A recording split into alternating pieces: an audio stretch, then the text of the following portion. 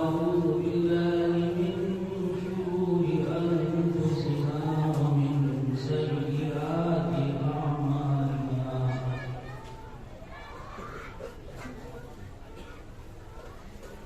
من يهده الله فلا مضل له ومن يضلل فلا هادي له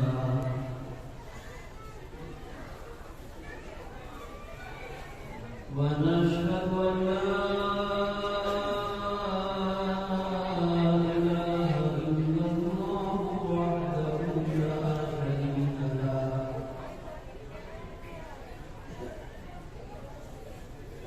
ثم نشهد أن سيدنا ونبينا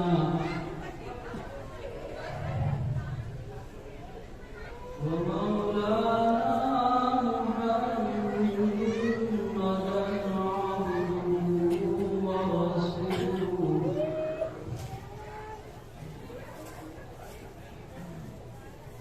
صلى الله عليه وعلى آله وأصحابه وسلم تسليما كثيرا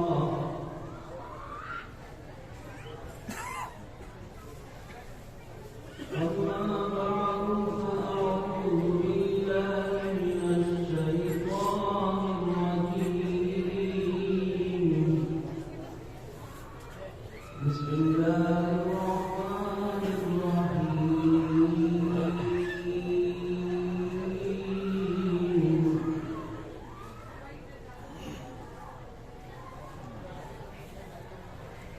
الله يجتبي إليه من يشاء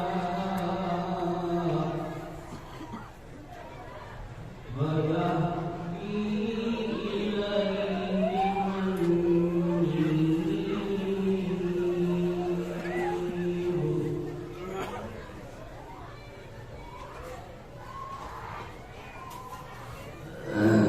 اللہ کا نام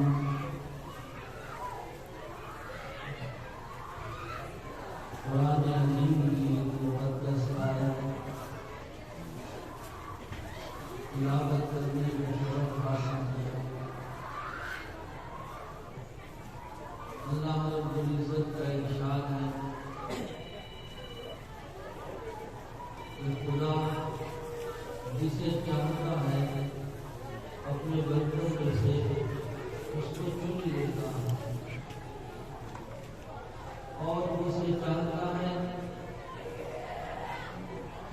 اسے راستہ دکھا دیتا ہے۔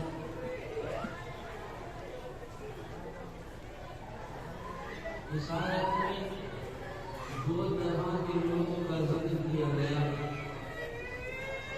ایک تو وہ لوگ ہیں کہ جن کو ہم محبوب کہتے ہیں، مجبور کہتے ہیں۔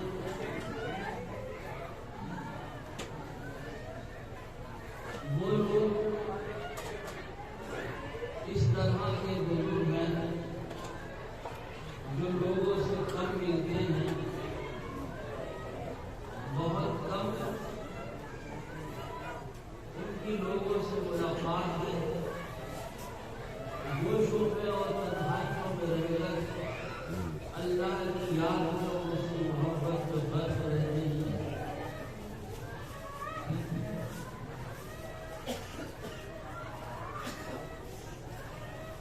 اور کچھ لوگ ایسے ہیں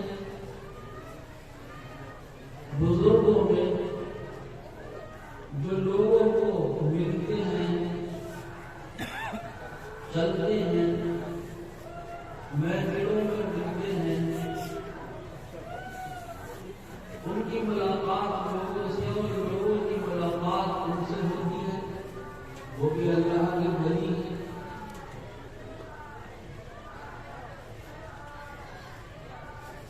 جن لوگوں کو اللہ نے چن لیا ان کو اپنا محبوب بنا لیا۔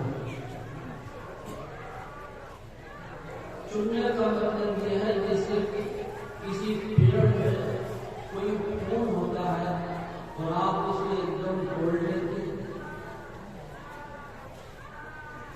یہ ایک دم اللہ کی طرف کھینچے رہتے ہیں۔ خدا نے ان کو چن لیا، اپنے ہزاروں لاکھوں بندوں میں ان کو چن لیا۔ اب خدا کی محبت میں یہ لوگ بالکل فنا ہیں۔ ان میں بھی دو طرح کے لوگ ہیں، ایک وہ ہیں کہ جو جذب کے عالم میں اور محبوبیت کے عالم میں کسی کی بھی خبر نہیں رکھتے، حتیٰ کہ ان کو اپنی بھی خبر نہیں ہوتی، یہاں تک کہ ان کو نمازوں کی، شریعت کی اور کسی بھی چیز کی کوئی مجبوریت نہیں ہوتی، جن کو ہم اپنی زبان میں ولی کہتے ہیں۔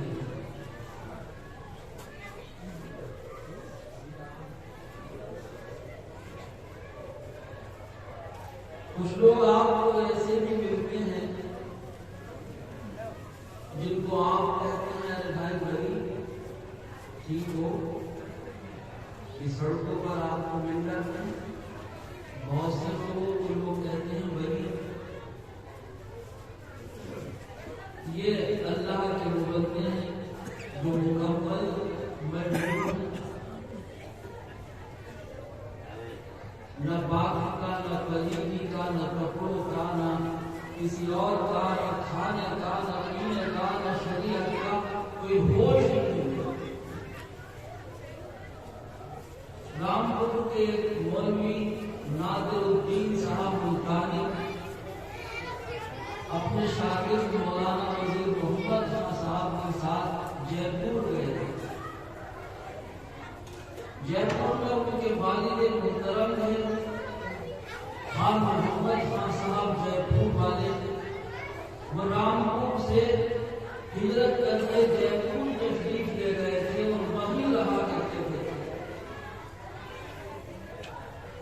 نادر الدین صاحب جب جے پور تشریف لے گئے اور حضرت سے ان کی ملاقات ہوئی تو موقع ملا کام بنانے کا۔ ان کے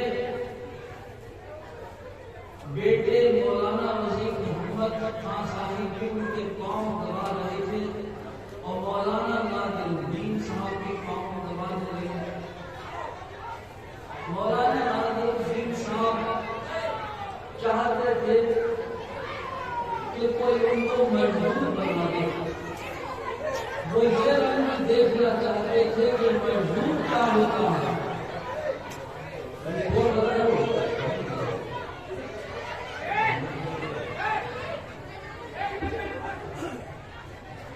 آپ حضرات کو گزارش ہے کہ خاموشی کے ساتھ دس جگہ میں تشریف رکھیں، دوران تقریر کوئی بھی صاحب توجہ نہ بیٹھے، خاموشی کے ساتھ دس جگہ میں بیٹھیے، یہاں کا نظام خراب مت کریے۔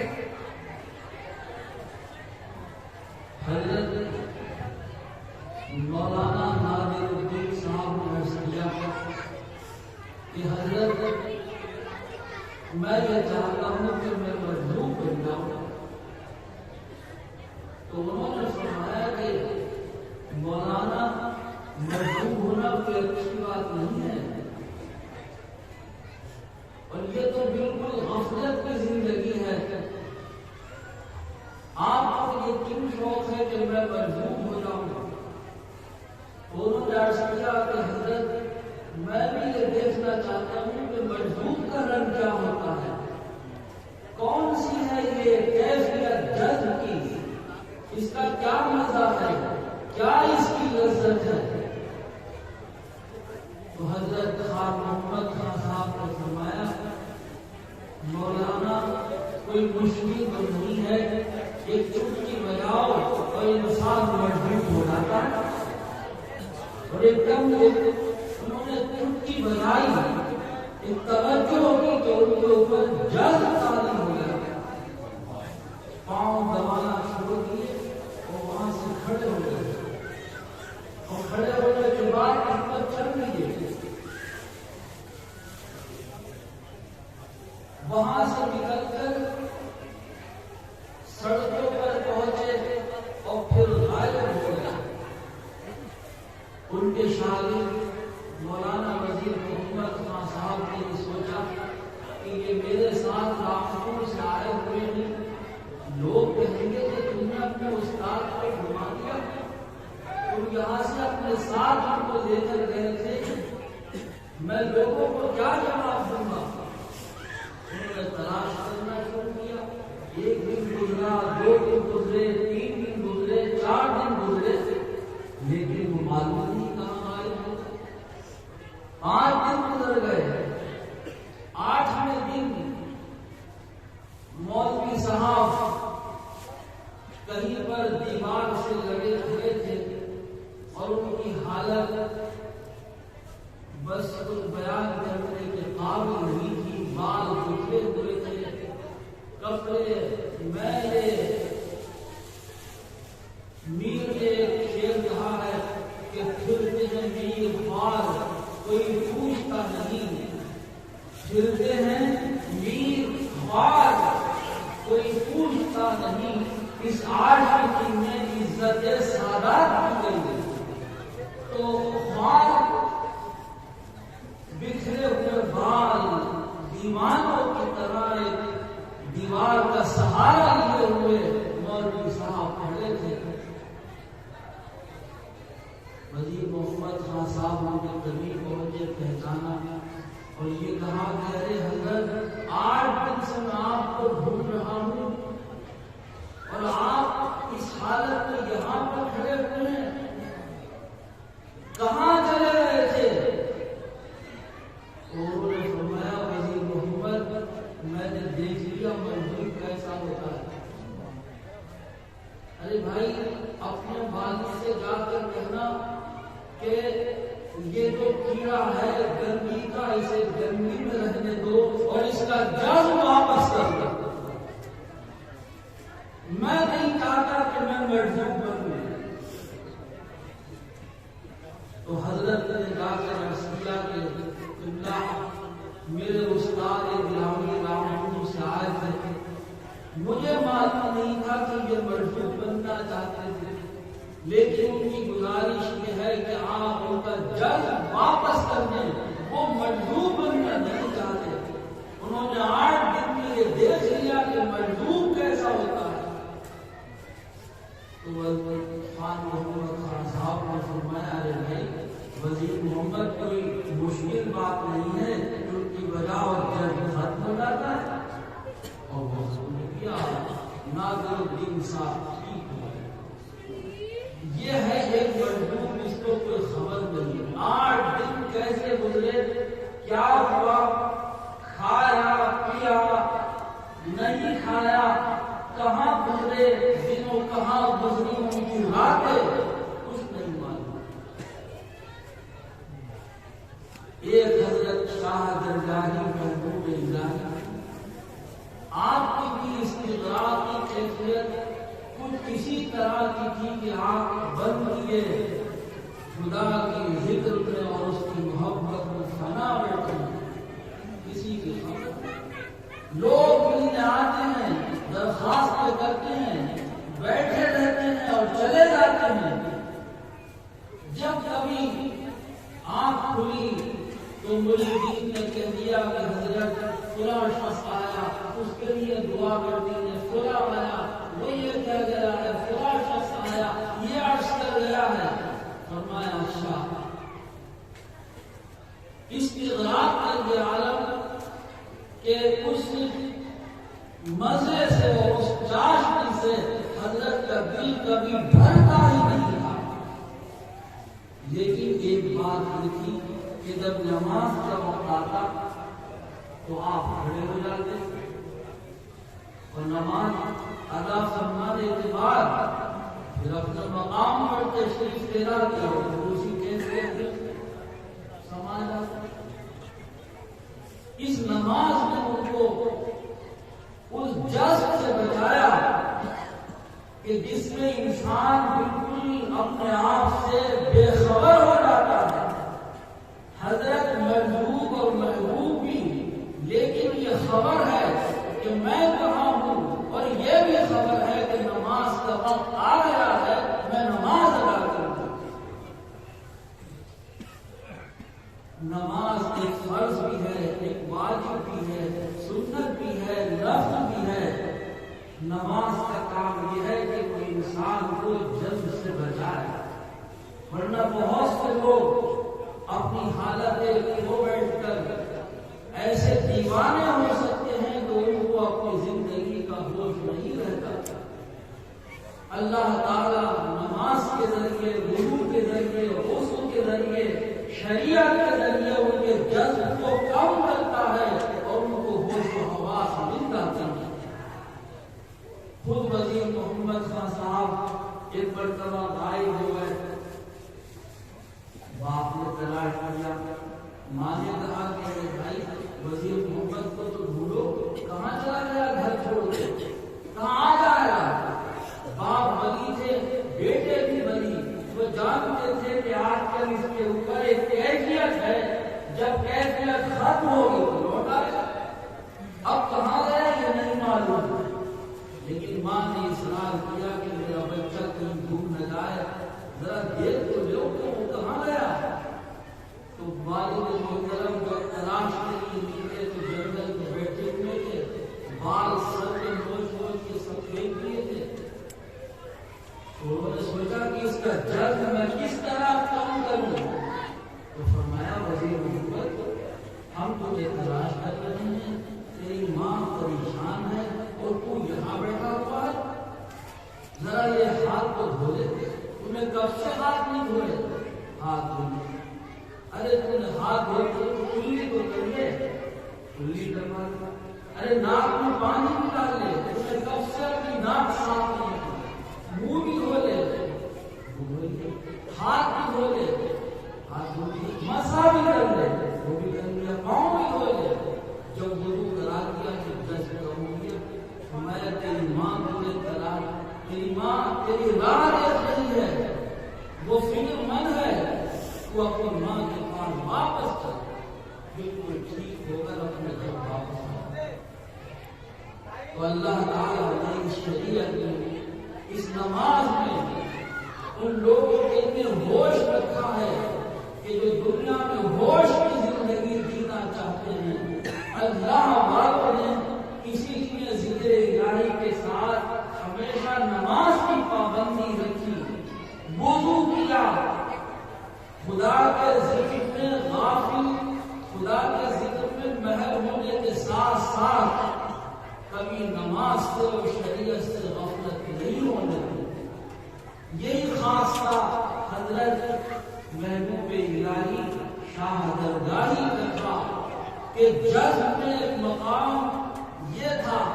فرمایا کہ میرے اوپر ایک کیفیت ایسی تاری ہوئی کہ میں پیڑوں کے اوپر سے چھلانگ لگا کر نکل جاتا تھا. میں جب میرے سامنے کوئی درخت آیا کہ میں نے ایک دم چھلانگ لگائی تو میں درخت کے اوپر سے گزر کے دوسری طرف چلا گیا.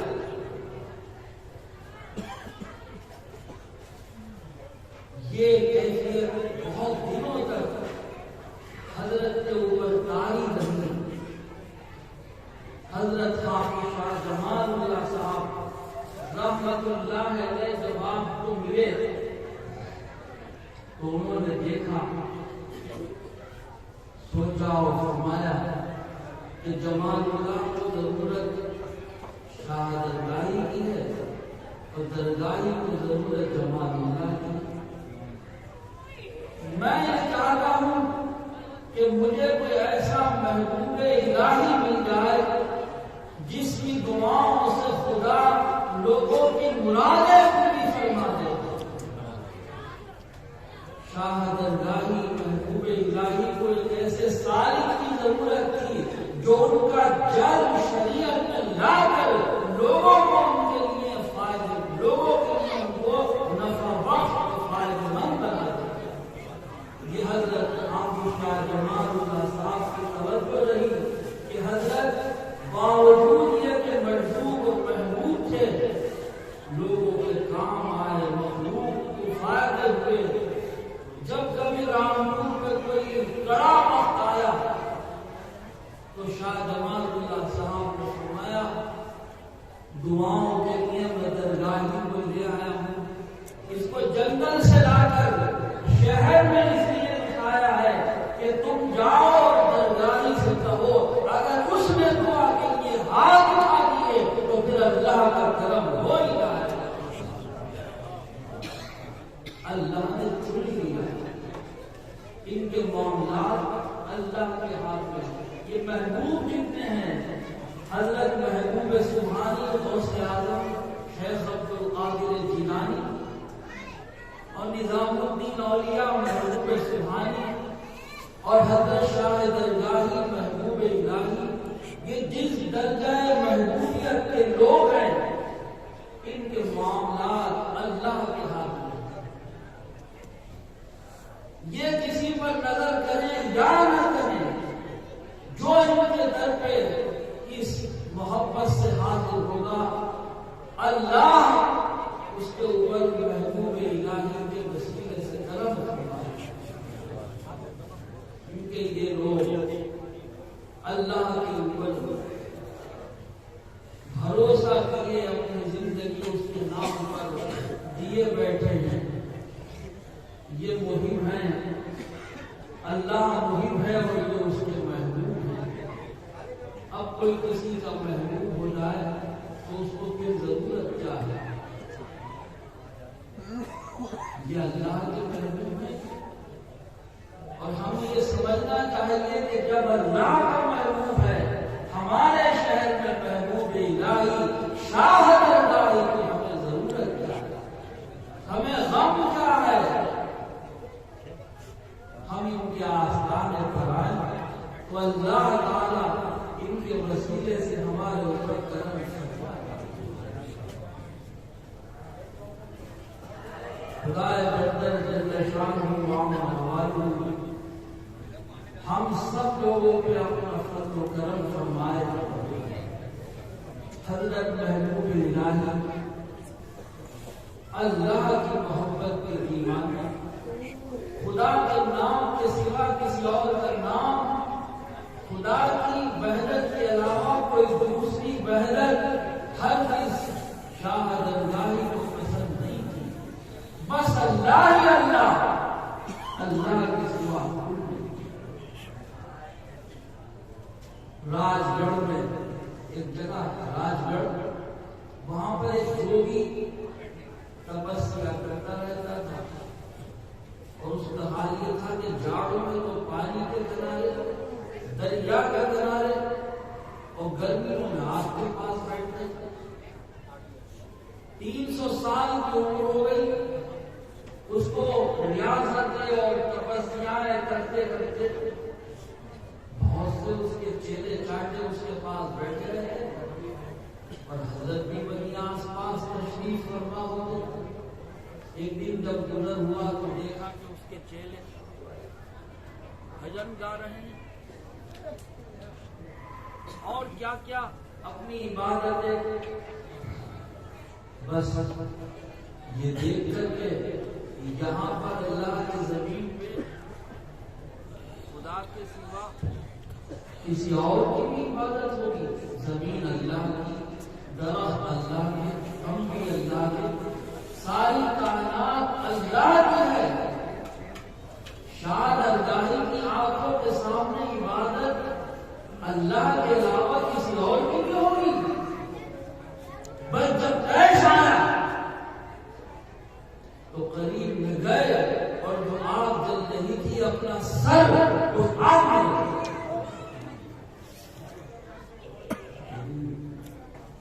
اس نے یہ سوچا کہ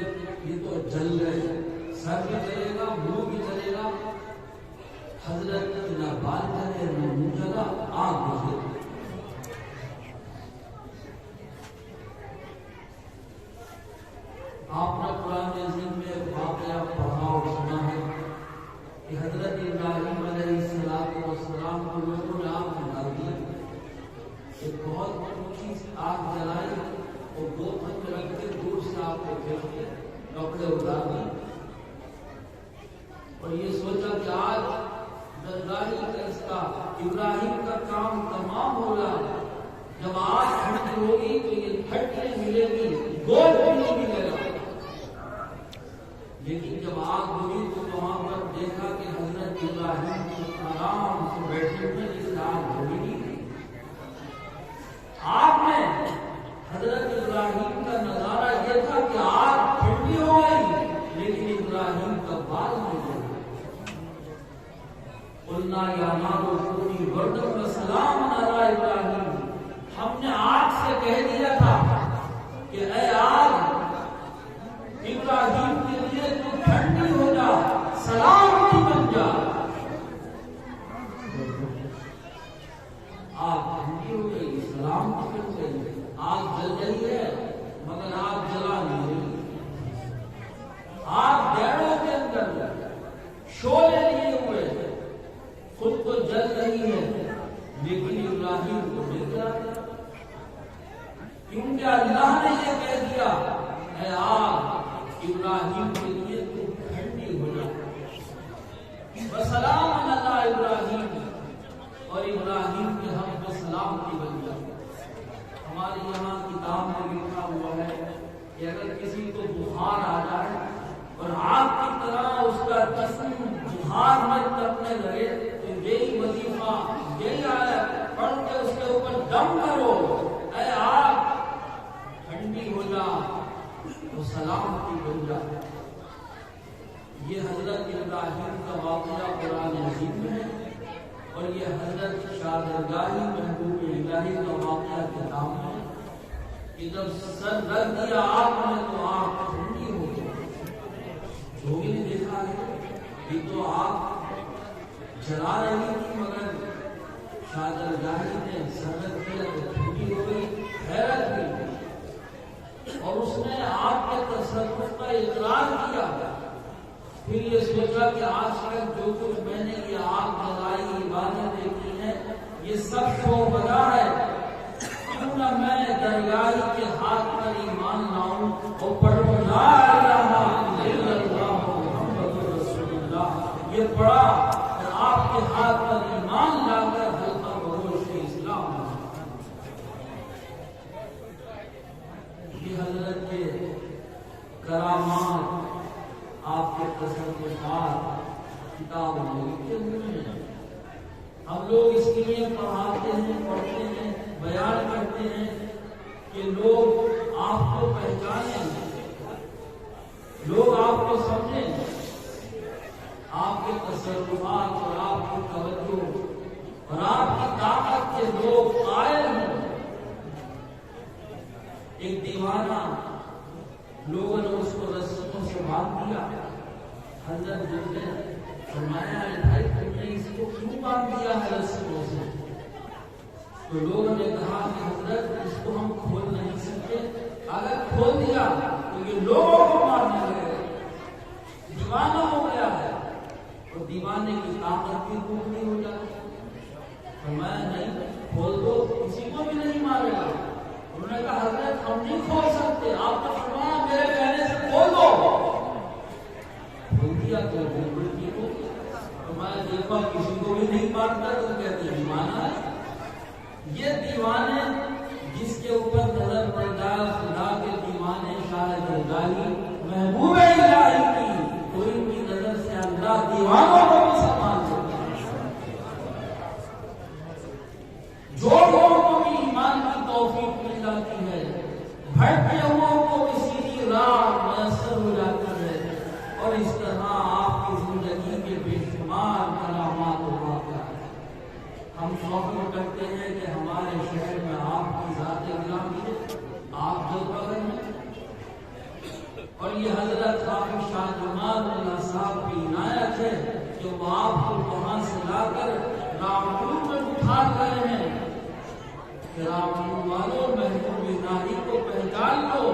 میں نے بھی اس سے دعائیں کرائی ہیں اور تم بھی دعائیں کرا لو.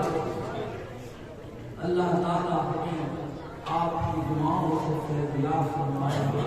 اور کتنے لوگ بھی آج آپ کی بارگاہ میں عقیدت لے کر آئے ہیں، اللہ تعالیٰ ان سب کی جاری حاجتوں مرادوں نصیب فرمائے، پھر شریف کا وقت